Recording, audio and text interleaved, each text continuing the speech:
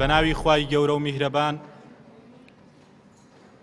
درود و سەڵات و سەلام بڕژێ بەسەرگیانی پاکی پێشەوای مرۆڤایەتی، نوری چاومان خۆشەویستمان محەممەد صلی الله عليه وسلم، بۆ سەرگیانی یار و یاوەرانی و شوێن کەوتوانی هەتا ڕۆژی دوایی. ئامادەبوانی بەڕێز، مامۆستایان، خوشکان و برایان، قوتابیانی خۆشەویست، ئەسەلام عەلەیکم وەڕەحمەت الله وبەڕەکاتوه. یاخوا بەخێر بێن، خوای گەورە پاداشتان بداتەوە. بەڕێزان، سەرەتای ئاهەنگەکەمان ئاهەنگی پڕشنگی فەرموودە بە بەرنامەی ژیانمان، قورئانی بەرز و بەڕێز بە چەند ئایەتێک لەلایەن برای بەڕێزمان کاک عومەر شەریفەوە دەخوێنرێت، با بەڕێزیان بفەرمێت. أعوذ بالله من الشيطان الرجيم. بسم الله الرحمن الرحيم. يا أيها الذين آمنوا لا تقدموا بين يدي الله ورسوله واتقوا الله إن الله سميع عليم. يا أيها الذين آمنوا لا ترفعوا أصواتكم فوق صوت النبي ولا تجهروا له بالقول كجهر بعضكم لبعض أن تحبط أعمالكم وأنتم لا تشعرون. إن الذين يغضون أصواتهم عند رسول الله أولئك الذين امتحن الله قلوبهم للتقوى لهم مغفرة وأجر عظيم. إن الذين ينادونك من وراء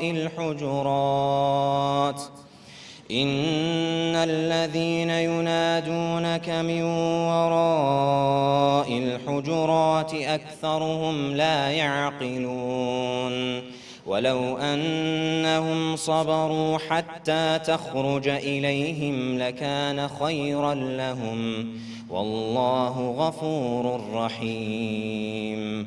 يا أيها الذين آمنوا إن جاءكم فاسق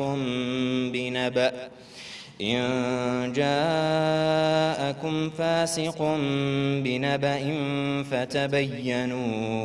فتبينوا أن تصيبوا قوما بجهالة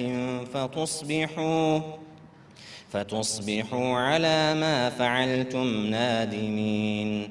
واعلموا أن فيكم رسول الله لو يطيعكم في كثير من الأمر لعنتم ولكن الله حبب إليكم الإيمان وزينه في قلوبكم وكره إليكم الكفر والفسوق والعصيان أولئك هم الراشدون فضلا من الله ونعمة والله عليم حكيم. السلام عليكم ورحمة الله وبركاته. خوای گەورە پاداشتی کاک عومەر بداتەوە. شوڵەکانم بۆ باڵندەی دارستانم نابنەسەوە و تەپکە و قەفەس، بۆ هیچ بولبول و سوورەگوڵ نابنە سندوقی بێنەفەس، یا وەکو دوڕحەیزەران وێنەی بن گەندەڵە چنار، نابنە داردەستی گاوانێکی نالەبار، یا وەک ملی کوڕی گۆچان شێوەی گەردنی کەچی گۆپاڵ، سەر شۆڕ ناکەن بۆ هیچ شوانێکی ستەمکار. بەڕێزان ئێستا شوتەی سکرتێری ڕێکخراوی قوتابیانی کوردستان لەلایەن بەڕێز مامۆستا حەسەن عومەرەوە پێشکەش دەکرێت با بفەرمێت. السلام عليكم ورحمة الله وبركاته. بسم الله الرحمن الرحيم. الحمد لله والصلاة والسلام على رسول الله محمد وآله وصحبه ومن والاه. برانی بەڕێز و خۆشەویستم، خوشکانی بەڕێز، سەلام و ڕەحمەتی خوای پەروەردگارتان لەسەر بێت. خۆشحاڵم کە بەشداریتان کردوین لە ئاهەنگی کۆتایی پرۆژەی پڕشنگی فەرموودە، هاوکات پرۆژەی پەیف کە دوو پرۆژەی ڕێکخراوی قوتابیانی کوردستان بوون کە لە ماوەی ڕابردوودا بە بەشداری زیاد لە 6,000 کەس لەسەر ئاستی کوردستان بەڕێوە چوو کە سوپاس بەخوای پەروەردگار یەکێکە لە ئەو پرۆژانەی کە ئێمە شانازی پێوە دەکەین و ئەوەی جێگەی فەخر و شانازیە بۆ ئێمە. ئێستا دایک و باوکی یەکێک لە قیادەکانی بەڕێوەبردننی ئەم پرۆژەیە لێرەن کە خودی خۆی کاکە هەرێم گیانە لە ژیاندا نەماوە. ئێمە مشەڕەفین، ئێمە گەورەین، ئێمە سەربەرزین کە ئێستا دایک و باوکی ئەم سەرکردە گەورەیە لە لای ئێمە دانیشتووە کە لە لای ئێمە سەرکردەی پرۆژەکەمان بوو. بەڕاستی خوای پەروەردگار بناوە جوانەکانی لی دەپاڕینەوە کە دەرەجەی عالی بکات و لە فیردەوسی ئەعلادا لەگەڵ پێغەمبەران و شەهیدان و پیاوچاکاندا ئینشاءالله حەشری بکات. بەڕێزان، ئێمە لە ڕێکخراوی قوتابیانی کوردستان سوپاس بەخوای پەروەردگار ئامانجی ئێمە ڕاستکردنەوەی ئەو پەروەردەیەیە کە ئێستا لە کۆمەڵگەی کوردیدا بە جۆرێک لە جۆرەکان شێوازێک لە کارکردن، هەڕەمێک لە کارکردن دەیەوێت نیزامی پەروەردەی لە ئەم وڵاتەدا بخات یان لە کاری بخات. ئێمە هەوڵ دەدەین پارسەنگێکی گەورە بین و گرنگ بین بۆ ڕاستکردنەوەی ئەو لە بارەلارەی کە لە پرۆسەی پەروەردە و فێرکردندا لە هەرێمی کوردستاندا هەیە. لە هەر شێوەیەکدا، لە هەر شوێنێکدا، بە هەر هۆکارێک ئێمە بتوانین دەست بخەینە سەر ئەو ڕێچکە خوارێکی ئێستاکانە یان ڕێ بگرین لەو ڕێچکە خوارێکی ئیشی لەسەر دەکرێت. بەڕاستی ئێمە نکۆڵی لێ ناکەین و جۆدی خۆمان دەکەین بۆ ئەوەی پرۆسەی پەروەردە لە هەرێمی کوردستاندا بە عقارێک بەرین کەوا نەوەکانی ئەم وڵاتە شانازی بە ئایندەی خۆیانەوە بکەن، شانازی بە کەسایەتی خۆیانەوە بکەن. ئێمە لە پرۆژەی پڕشنگی فەرموودەدا بە منداڵەکانی خۆمان گوت، بە گەنج و لاوەکان و بە کچەکان و بە کوڕەکانمان گوت کە ذیکر و ویردەکانی پێغەمبەری خوا صلی الله علیه و سلم لە یاد مەکەن کە چۆن پێغەمبەری خوا صلی الله علیه و سلم ڕۆژانە لەگەڵ خوای پەروەردگاردا ژیانی کردووە، چۆن ذیکری کردووە، چۆن یادی خوای کردووە. و لە تەواوی پرۆژەکانی ترماندا یەکێک لەو پرۆژانەی تر کە ئێمە لە خزمەتان داین و خەڵاتمان بۆ داناون بۆ سەرکەوتوەکانیان پرۆژەی پەیڤە کە ئەویش دیسان پرۆژەیەکی فکری بوو کە یەکێک لە کتێبەکانی تەوژمی فکرە سەرێکەکانی کۆمەڵگە مێژووی مسڵمانان کە یەکێکە لە کتێبەکانی مامۆستا عەلی باپیر کردن بوومانە پرۆژەکە و نزیک بە 260 کەس بەشداری تێدا کردووە و ئێستا لە ئەم ئاهەنگەدا پشت بەخوا ئەوانیش خەڵات دەکەین. لە کۆتایی قسەکانمدا بەڕێزان، من سوپاسی هەموو ئەو کەسانە دەکەم کە هاوکار و سەرخەری پرۆژەکەمان بوون و پشتیوان بوون بۆ سەرخستنی پرۆژەکەمان، بە تایبەتی بەڕێز مەکتەبی سەرۆکی کۆماڵ و جەنابی مامۆستا عەلی باپیر بە دابینکردنی خەڵات بۆ پرۆژەی پەیف، هەروەها بەڕێز مامۆستا عەبدولستار مەجید بە دابینکردنی خەڵاتی شایستەکانی پرۆژەی پڕشنگی فەرموودە، بەڕێز نەخۆشخانەی بەخشین بە دابینکردنی عومرەیەک، هەروەها بەڕێز کاک حاجی بیلال بە دابینکردنی عومرەیەک و تەواوی ئەو خۆشەویست و بەڕێز و مامۆستا و هاوکارانەی کە بە دەنگمانەوە هاتوون هەتا کۆتایی ئەم ئیشە. خوای گەورە ئەجر و پاداشی هەموو لایەکتان بداتەوە، شانازیتان پێوە دەکەین پشت بە خوای پەروەردگار لە ئایندەدا پرۆژەی جوانتر و باشتر و بەکەڵکتر بۆ نەوەکان و بۆ منداڵەکان و بۆ قوتابیەکانی ئەم وڵاتە ئینشاءڵڵا پێشکەش دەکەین. وەسەلامو عەلەیکوم وەڕەحمەتوڵڵاهی وەبەڕەکاتوه. خوای گەورە پاداشتی مامۆستا حەسەن عومەر بداتەوە، سکرتێری ڕێکخراوی قوتابیانی کوردستان. بەڕێزان، بەر لەوەی بچینە لای وتەکانی بەڕێز دکتۆر شێرزاد عەبدولوەهاب، چەند خەڵاتێکمان ئامادە کردووە بۆ هاوکارانی پرۆژەی پڕشنگی فەرموودە. ئێستاش دەست دەکەین بە دابەشکردنی ئەو خەڵاتانە و پاشان دەچینە لای دکتۆر شێرزاد بۆ وتەکانی. خەڵاتی یەکەم خەڵاتێکی شایستە بۆ خانەوادەی برای کۆچکردومان کاک هەرێم ئەسوەد، بە باوکی بەڕێزیان بفەرمێت.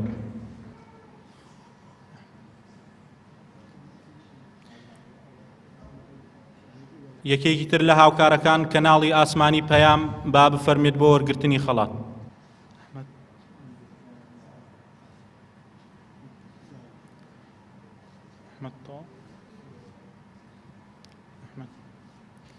بسم الله الرحمن الرحيم. الحمد لله رب العالمين، وصلى الله وسلم وبارك على سيدنا وحبيبنا محمد وعلى آله وصحبه أجمعين. السلام عليكم ورحمة الله وبركاته. پێشەکی دڵخۆشی خۆم و دەستخۆشی خۆم ڕادەگەیەنم بۆ ئەو برا خوشکانەی کە لەو پرۆژەیە مبارەک و پڕپیت و بەرەکەتەدا بەشداریان کردووە و دەستخۆشی لە هەموو ئەو مامۆستایانە کە بە جوانی و بەڕێک و پێکی ئەم پرۆژەیان سەرخستووە. خۆی گەورە جەزای خێریان بداتەوە، خۆی گەورە لێیان قبول بکە، هەم لە مامۆستایەکان، هەم لە هاوکارەکان، هەم لەوانەی کەوا تەشجیعی ئەو پرۆژەیان کردووە و هەم لەوانش کە بەشداریان کردووە. بەڕاستی نعمەتێکی گەورەی ئینسان کە خزمەتکاری پێغەمبەر بێ صلی الله عليه وسلم. بەڕاستی شەڕەفێکی گەورەیە کە ئینسان ئەگەر بە چاویش پێغەمبەری خوای نەدیت بی صلی الله عليه وسلم، بەڵام لەگەڵ تەشیرنەکانی لەگەڵ نەفەسی مبارەکی ئەو پێغەمبەرەدا ژیان بباتە سەر. ئینشاءڵڵا خوای گەورە لێی قبول کردوونە و ئینشاءڵڵا ئەم پرۆژانە ئەبێتە مای خێر و بەرەکەت و نور لە بۆ ئەو کوردستانە تاریکە یا رب العالمین. خۆشەویستانم، ئەوەی من دەمەوێت بۆتان باز بکەم فەرمودەیەکی پێغەمبەری خوایە صلی الله عليه وسلم، و لەو فەرمودەدا یەک دوو شتی زۆر گەورە دەهێنینە دەر. فەرمودەکەش ئەوەیە ئەبوو هورەیرە دەجێرتەوە ڕەزا و ڕەحمەتی خوای لێبی ئەفەرمووی ڕۆژێکیان لەگەر پێغەمبەری خوا صلی الله عليه وسلم چوونە قەبرستان. فەرمووی پێغەمبەری خوا عەلەیهی سەڵات وسەلام سەلامی لە ئەهلی قەبرستان کرد و فەرمووی السلام عليكم دار قوم مؤمنين وإنا إن شاء الله بكم لاحقون. پاشان وسکت بوو فەرمووی وددت لو أرى إخواني. أبو هريرة فەرمووی ڕەزا و ڕەحمەتی خوای لێبی ئەوە لەسنا ئیخوانک، ئێمە برای تۆ نین یا رسول الله صلى الله عليه وسلم. فەرمووی أنتم أصحابي إخواني الذين يأتون من بعدي. معنای حەدیثەکە ئەوەیە کە پێغەمبەری خوا عەلەیهی سەڵات وسەلام پاش ئەوەی سەلامی لە قەبرستان کرد، سنەت وای ئینسان ئەگە بستە قەبرستان سەلامیان لێ بکە، بەرە سەلامی خواتان لێبێ ئەی ئەهلی گۆڕستان، ئێمەش لە دوای ئێوە دێین، هەندەمان نماوە و خوا دەزانی چەند ڕۆژ و مانگ و ساڵێکی ترە ئێمەش دێین وئینا بکم لەلاحقون، ئێمەش دەکەین بە ئێوە. پاشان پێغەمبەری خوا عەلەیهی سەڵات وسەلام تۆزێک ماتما و فەرمووی خۆزیەم دەخواست، خۆزیەم دەخواست، خۆزگە لە خۆزگان برایەکانی خۆم بدیت بە. ئەبوو هورەیرەش عەجائیبی ما، ئەی باشە ئێمە برای وینین، ئێمە پشت و پەنای وینین، ئێمە هەموو گیان فیدای ئەو پێغەمبەرە نازدارە نین، ئەوە لۆی ئاوات و ئومنیاتی ئەو پێغەمبەرەی ئەوەیە کە برایەکانی بدیت بە. ئەوش ئەبوو هورەیرە فەرمووی ئەلەسنا ئیخوانک، ئەی ئەمە برای تۆ نین یا رسول الله صلی الله عليه وسلم. فەرمووی ئێوە ئەسحابی منن، ئێوە یار و یاوەری منن، برایەکانم لە پاشە من دێن. پاشا ئەبوو هورەیرە فەرمووی یا رسول الله صلی الله عليه وسلم چۆن کەسێک ئەناسیەوە کە نەدیون، چۆن ئەیان ناسیەوە؟ خۆ نەدیون، منت دیتووە، ئەبوو بەکر و عوسمان و عەلی و سوهەیب و بلالت دیتووە، جوان دەیان ناسی، بەس ئەو برایانەی کە ئاوا دەخوازی و ئومنیات دەخوازی بیان بینی نەدیون، چۆیان دەناسی؟ پێغەمبەر فەرمووی صلی الله عليه وسلم ئەفەرمووی بە ئاساری دەستنوێژیان ئەیان ناسمەوە، بە ئاساری دەستنوێژیان غڕەن محەجەلینە من ئاثاری الوضوء. فەرمووی پێغەمبەری خوا عەلەیهی سەڵات وسەلام سپین شوێنەکانی دەستنوێژیان، دەموچاویان، دەستیان، قاچیان سپی دەدرەوشێتەوە بە ڕەنگی سپی لە ئاساری دەستنوێژیان. پاشان پێغەمبەری خوا صلی الله عليه وسلم فەرمووی ئەمن ئەو برایانەی خۆم چاوەڕوانیان دەکەم لەسەر حەوزی کەوسەر، بەڵام کاتێک کە ڕاوەستاوم ئەو برایانەم دێن یەک یەک بەدەستی مبارەکی خۆم لە ئاوی کەوسەریان دەدەمێ بەڵام دەبینم هەندێک مەلائیکەت دێن لەو برایانەم هەندێکیان لە سڕەکەی دەردەین و بە شەق و زل لە دووریان دێخنەوە ئەم دەرەمی ئەی خەڵک ئەی مەلائیکەتەکان ئەو بۆ لێیان دەدەن بۆ ئازاریان دەدەن ئەی ئەوانە لە ئومەتی من نین بۆ لەو سڕە و لەو ڕیزبەندیە دەریان دەینن یەک لە مەلائیکەتەکان دەفەرمووی یا محەممەد عەلەیهی سەڵات وەسەلام إنك لا تدري ماذا فعلوا بعدك تو نازانی لە پاشە تو ئەوانە چیان کردووە و چۆن ڕێبازی تویان گۆڕیوە ئینجا پێغەمبەر ئەفەرمی عەلەیهی سەڵات وەسەلام منیش دەفەرمووم منیش دەڵێم سحقا سحقا بمرن بفەوتێن باشترە نەک لە پاشە من ڕێبازی منتان گۆڕی بیتن خۆشەویستانم ئەم حەدیسە ناسک و جوانەی پێغەمبەری خوا صلی الله علیه وسلم چەند شتێکی بە ئێمە دەڵێ ئەگەر ئێمە وەکو پیاو وەکو ئافرەت بمانەوێت بە خزمەت پێغەمبەری بگەین عەلەیهی سەڵات وەسەلام و ئەو پێغەمبەرە بە برای خۆمان قبول بکە چ ئێوە وەکو خوشک براتان پێغەمبەر بێ عەلەیهی سەڵات وەسەلام چ ئێمەی وەکو پیاو برامان پێغەمبەری خوای بێ عەلەیهی سەڵات وەسەلام لازمە چەند شتێک ئەنجام بدەین چکە پێغەمبەری خوا عەلەیهی سەڵات وەسەلام ئاوات خوازە تەمەنا ئەکا لە خوای کە ئێمەی بدیت بایە بەڵام قسمەت و قەدەری ئێمە وابوو ئێمە نەبووینە ئەسحاب و یارانی پێغەمبەر عەلەیهی سەڵات وەسەلام بەڵام چۆن دەتوانین ئەو فەزیلەتە لە دەست نەدەین چۆن دەتوانین ببین بە برای پێغەمبەری خوا صلی الله علیه وسلم یەکەمین مەرج ئەوەیە بەڕاستی ئیمانمان بە پێغەمبەری خوا هەبێ عەلەیهی سەڵات وەسەلام ممکنە ئێستا برێن مامۆستا الحەمدولله هەموو ئیمانمان پێی هەیە ئەو ئیمانە نا ئەو ئیمانە گرج و گاڵەیە نا کە لە فەیسبوک یەک شوبهە بڵاو دەکرێتەوە سەدەها کەس بە دوو شوبهەکە دەکەوێت یەک دیعایە دەکرێت لە حەدیسێکی پێغەمبەر 100 کەس کۆمنتی و لە دەنووسی کە ئەم دیعایە و ئەم قسەیە وایە ئەوە ئیمانە ئەوە ئیمانە تۆ تەحەمولی یەک کۆمنتی فەیسبوک نەکەی ئەوە ئیمانە تۆ بە یەک وتاری پیاوێکی مەشبوه کە بەخۆی ئیمانی بە حەدیث نییە تۆ بڕوای پێ بکەی واز لە حەدیسەکەی پێغەمبەری بینی صلی الله علیه وسلم ئیمانێک ئەوەیە کە ئیمانی یەقینت بە پێغەمبەری خوایە بی صلی الله علیه وسلم ئەو ئیمانەی کە پێی دەڵێن ئیمانی شهودی کە ئەنەما پێغەمبەری خوا عەلەیهی سەڵات وسەلام بە چاوی خۆت دەبینی هەموو ڕۆژێ لە نوێژدا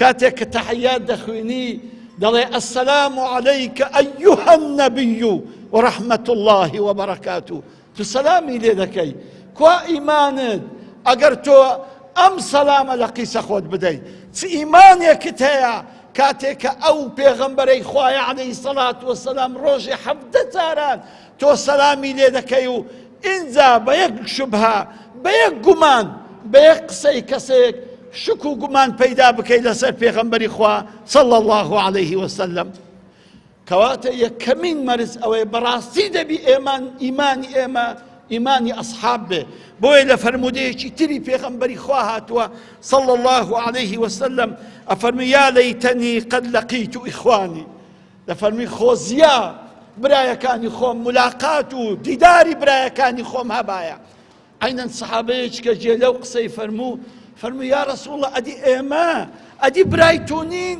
بزانە پێغەمبەری خوا عەلەیهی سەڵات وەسەلام چی جواب دەداتەوە ئەفەرموویتن دەفەرمین ولكن قوما يجيئون من بعدكم برایەکانی من قومێکن کەسانێکن لە پاش ئێوە دێن ئەوجا ئەلێرێ مەقسەدەکە کە دێن چیان هەیە ئەفەرمێ يؤمنون بإيمانكم ويصدقوني تصديقكم وينصروني نصركم ئەوەیە ئەمە دەبی بگەینێ دەفەرمێ ئیمانی ئەوان وەکو ئیمانی ئێوەیە تصدیق و بڕوایان وەکو تصدیق و بڕوای ئێوەیە و نوسرەت و سەرکەوتن و پشتیوانیشیان بۆ من بۆ دینەکەی من وەکو نوسرەت و پشتیوانی ئێوەیە بۆ من و بۆ دینەکەم ئەمە گەیشتینە ئەو دەرەجەی کەواتە یەکەمین شت ئێمە دەبی بەڕاستی ئیمان و یەقینمان وەکو ئەسحاب بێ ئینجا دەتوانین بگەینە ئەو پلەیە کە پێغەمبەری خوا عەلەیهی سەڵات وەسەلام ئێمە بە برای خۆی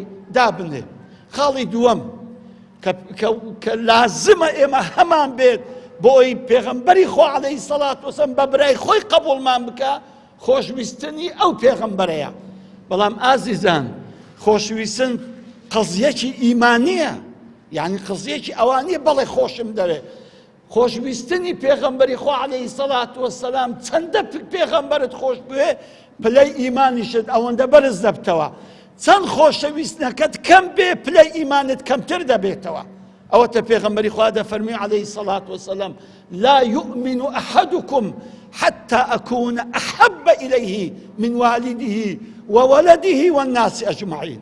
إيماني كستان كامل نية، إيماني كسمان كامل نية حتى أو پیغمبر عليه الصلاة والسلام لنفسي خوم لداكو بابم لخيزانم لمندالم لهمو كسم خوش درنويتن. براسي أما زحمته، براسي أوا بويستي بمرازعة بوردبونة بشحن إيمانيها. يعني إيه آية أمان پیغمبری خوام علیه الصلاة والسلام لمنداڵەکانی خۆم خۆشتر دەوێ، ئایا پێغەمبەری خوام علیه الصلاة والسلام لنفسی خۆم خۆشتر دەوێ؟ ئەلێرێ ئیمتیحانە قورسەکە. ئەگەر بەڕاستی گەیشتینە ئەو دەرەجەی بە حەقیقەت ئەوە پێغەمبەری خوا علیه الصلاة والسلام ئێمە ئەکا بە برای خۆی.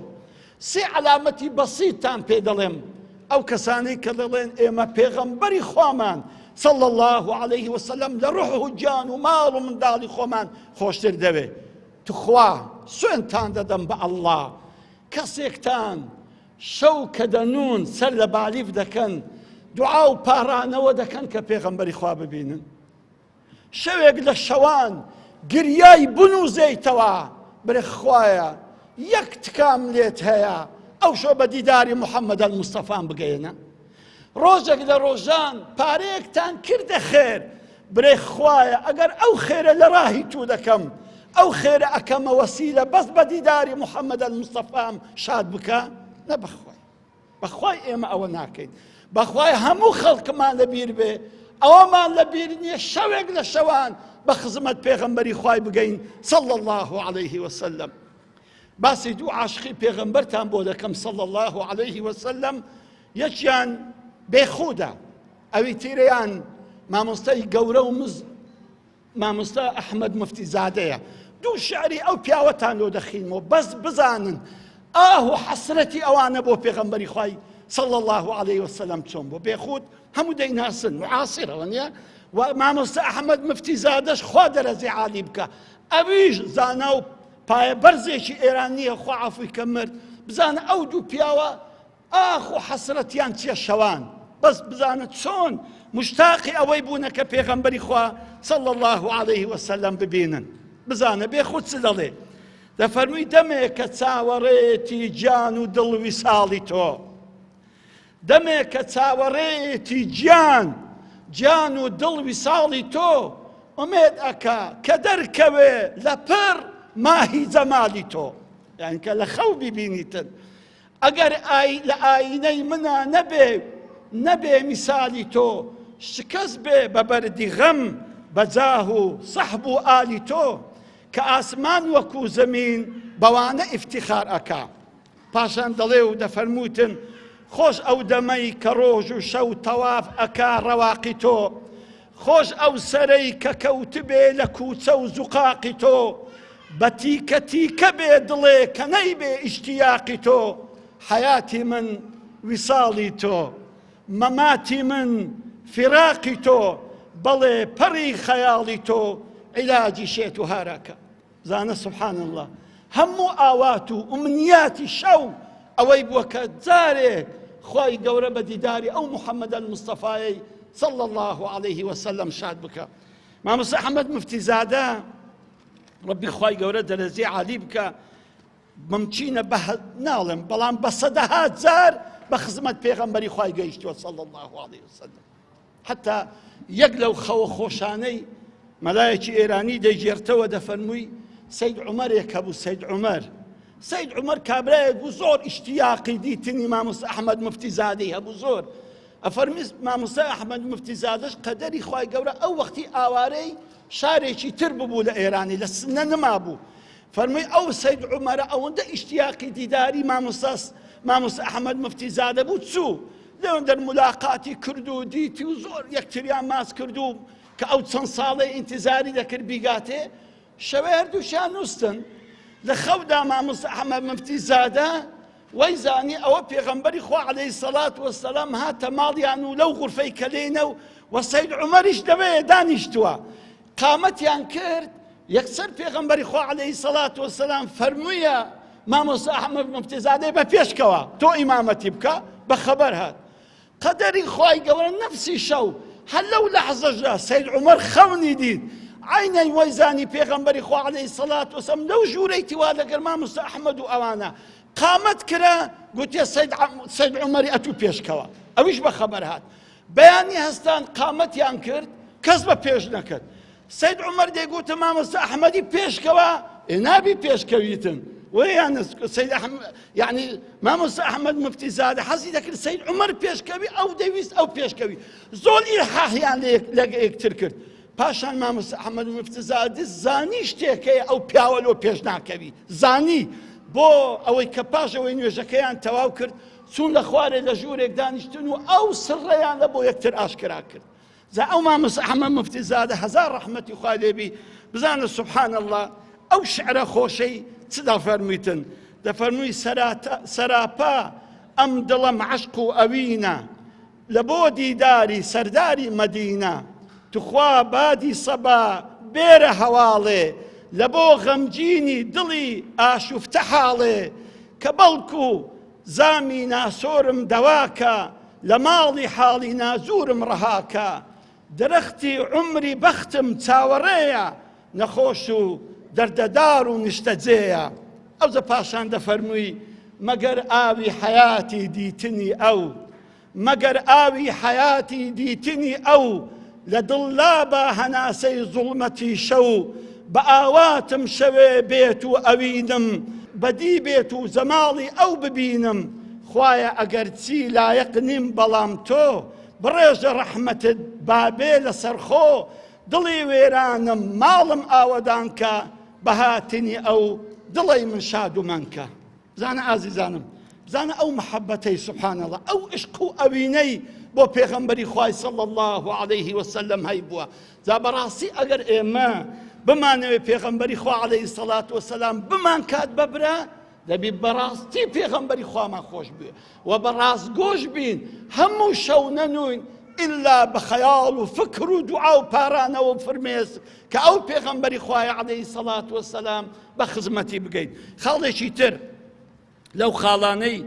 كزور ضرورية أو كساني كبماني بيغمبري خواي عليه الصلاة والسلام بمان كاتبرا لحديثك دفرمي غرا محزلين كوات أو كسي كبراستي ببيت ببراي بيغمبر دبي زور آقاداري نيوجكاني بيت نوێژی جوان و ڕێک و پێک نیشانەی ئەوەیە کە بەڕاستی تابعی پێغەمبەری خوایە صلی الله علیه وسلم هەر کەسێکە دیت نوێژی ناڕێک بوو نوێژی ناجوور بوو نوێژی بێسەر و بەر بوو ئەمە درۆ ئەکا ئەمە نەبرای پێغەمبەرە و نە ئەتباعی پێغەمبەریشی کردووە صلی الله علیه وسلم سەحابەیە کاتە مزگەوتێ نوێژی کرد پاشەوەی کە نوێژەکەی تەواو کرد پێغەمبەر فەرمی عەلەیهی سەڵات وسەلام قم فەصەلی فەئینەکە لەم توصەلی هەستا نوێژەکەت بکەوە نوێژە نەکردووە چون نوێژەکەی کردەوە هادانی فەرمی هەستە نوێژەکەت بکەوە نوێژت نەکردووە دەبەوەڵە ئەو نوێژە ئەو سەحابە ئیمە بووە ئەو نوێژە بێسەر و بەرەی کە ئەمە دەیکەن و پێغەمبەر پێڕازینە ئەو نوێژەیە کە بە سەحابەکەی فەرموو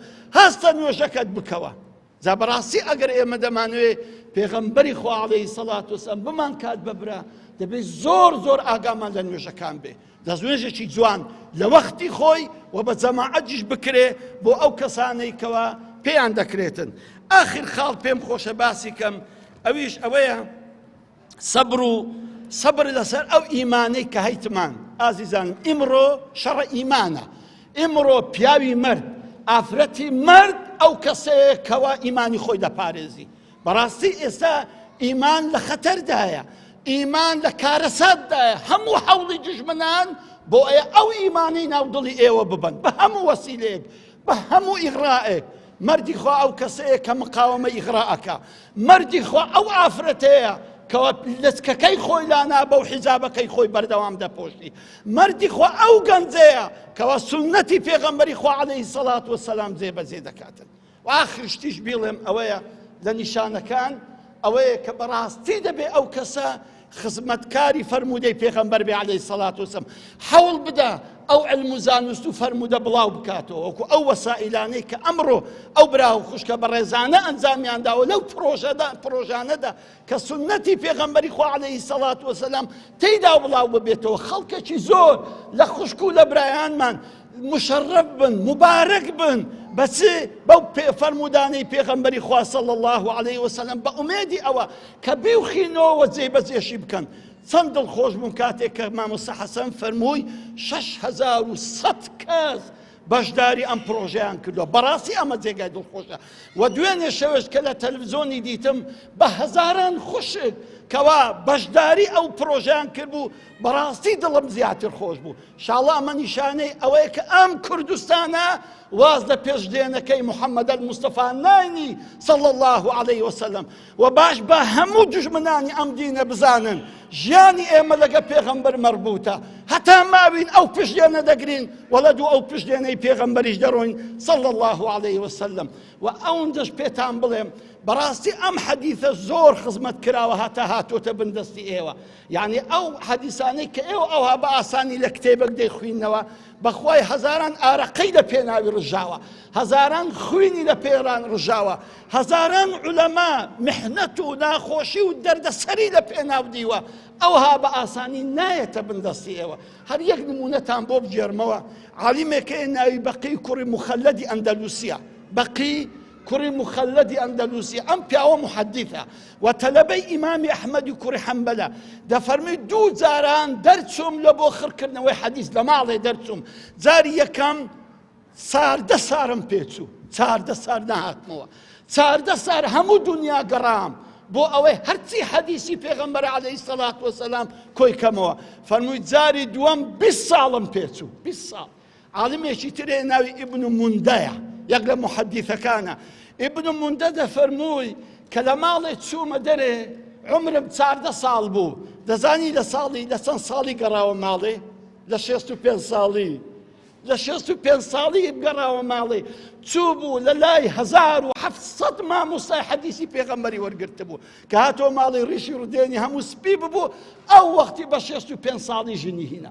ئەو هەموو معاناتە، ئەو هەموو ناخۆشیە، ئەو هەموو ماندی بوونە، ئێستا ئەلحەمدولله پرۆژەکە بە ساغی و دروستی هاتی تێدەست ئێوە. و هیوادارم ئینشاءڵڵە کاکە هەرێم برای ئەو عەزیزەمە، کوڕی ئەو عەزیزەمان، ئینشاءڵڵە لەو کەسانە دەبی خوای گەورە لە ڕۆژی قیامەت لە ڕێز ئەو عالمانەی دادەنێت. ئەویش کەسێک بوو کە بەڕاستی بە ماندوو نەناسانە خزمەتکاری پرۆژەکەی پێغەمبەری بوو صلی الله علیه وسلم و خزمەتکاری ئەو حەدیثانەی پێغەمبەر بوو کەوا دەیوی زۆرترین خەڵک لە خەڵکی تەقتەق و کوردستان بەهرەمەند و سوودمەند بێ لەو پرۆژە و لەو حەدیثانەی پێغەمبەری خوا صلی الله علیه وسلم.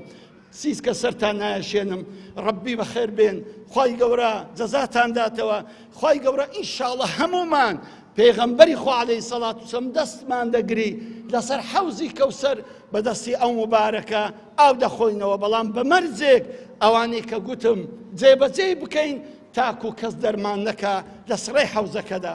وصلی الله علی محەممەد وعلى آله وصحبه أجمعين.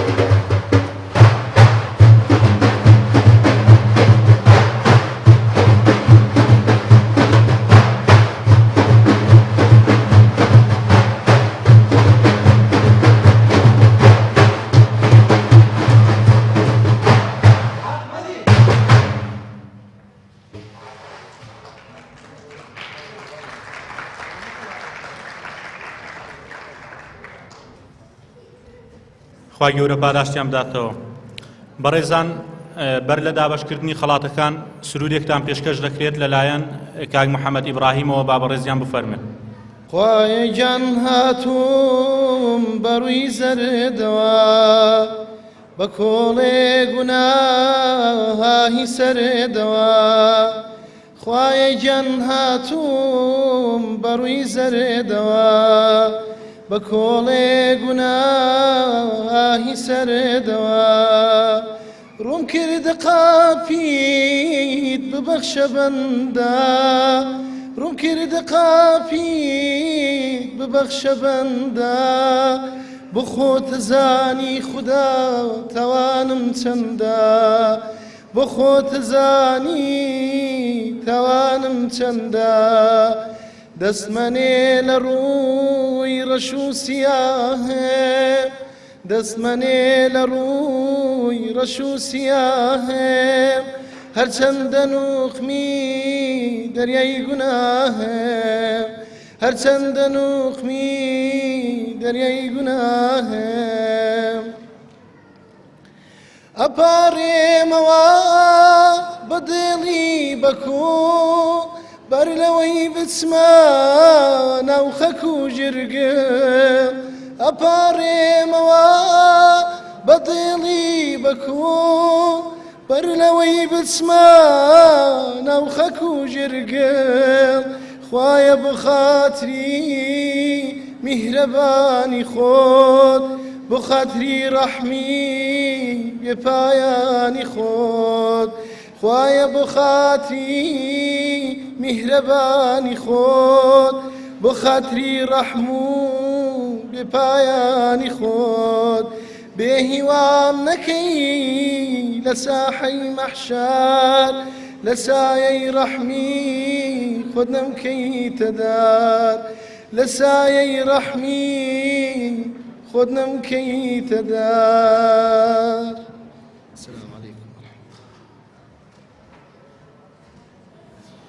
بەڕێزان ئێستاش دەست دەکەین بە دابەشکردنی خەڵاتەکان کە سەرەتا سێ خەڵاتی عەمرەمان هەیە دابەشیان دەکەین کە داوا لە مامۆستا شوێنڕابەر دەکەین بۆ پێشکەشکردنی خەڵاتی یەکەم کە عەمرەیە بۆ بەڕێز دڵنیا کامەران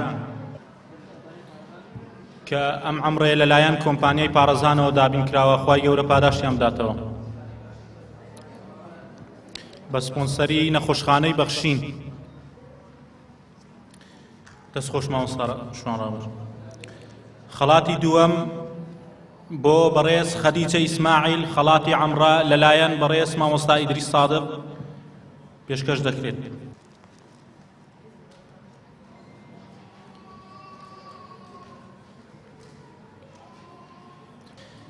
خەڵاتی سێەم لەلایەن بەڕێز باوکی کاک هەرێم ئەسوەدەوە با بفەرمێت.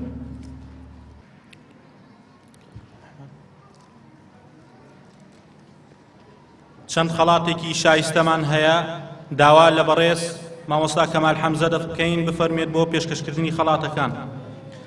خەڵاتی یەکەم بەڕێز ئیسرا حازم محەممەد گوناهی سەردەوە خوایە گیان هاتووم بەڕووی زەردەوە بە کۆڵێ گوناهی سەردەوە ڕوون کرد قاپیت ببەخشە بەندە ڕوون کرد قاپیت ببەخشە بەندە بۆ خۆت زانی خوددا تاوانم چەندە